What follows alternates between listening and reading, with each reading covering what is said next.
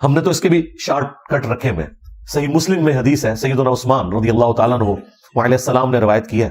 وہ کہتے ہیں کہ اللہ کے محبوب صلی اللہ علیہ وآلہ وسلم نے فرمایا, جس نے عشاء کی نماز جماعت سے پڑھی اسے اللہ تعالیٰ آدھی رات کا قیام کرنے کا ثواب دے دے گا, اور پھر اگر اس نے صبح فجر بھی جماعت سے پڑھ لی تو پوری رات کے قیام کا ثواب. یعنی اگر آپ رمضان المبارک میں عشاء اور فجر جماعت سے پڑھ لیں, اس حال میں کہ آپ کی کوئی رکعت فوت نہیں ہونی چاہیے, یہ ذہن میں رکھیے گا.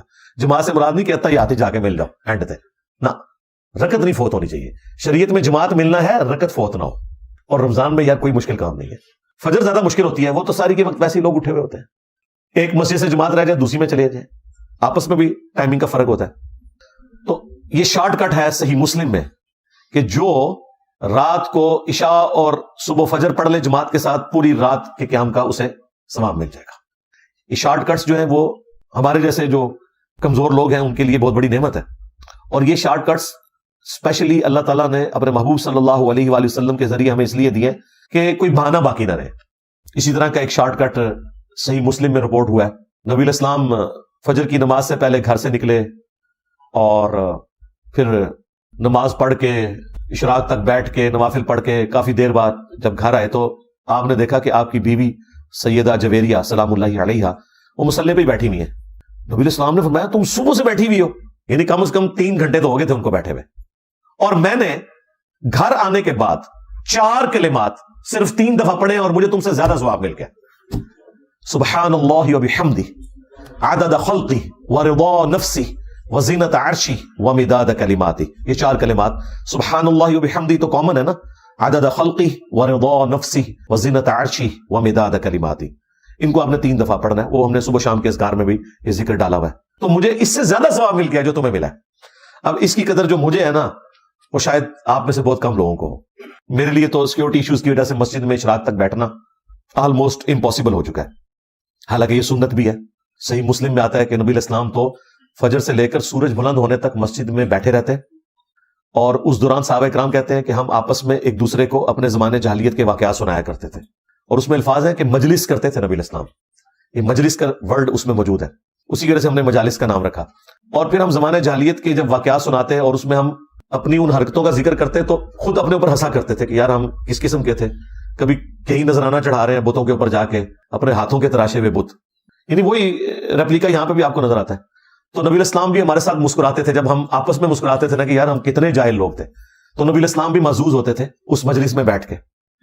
تو یہ فجر سے لے کر اشراق تک مسجد میں بیٹھنا یہ بہت بڑی نعمت ہے. لیکن اس کے ایک شارٹ کٹ میں نے آپ کو بتا دیا کہ نبی علیہ السلام نے فرمایا کہ یہ 4 کلمات پڑھ لو 3 دفعہ, سبحان اللہ وبحمدہ عدد خلقہ ورضا نفسہ وزینت عرشہ ومداد کلماتہ, تو تمہیں اس سے بڑھ کر ثواب مل جائے گا.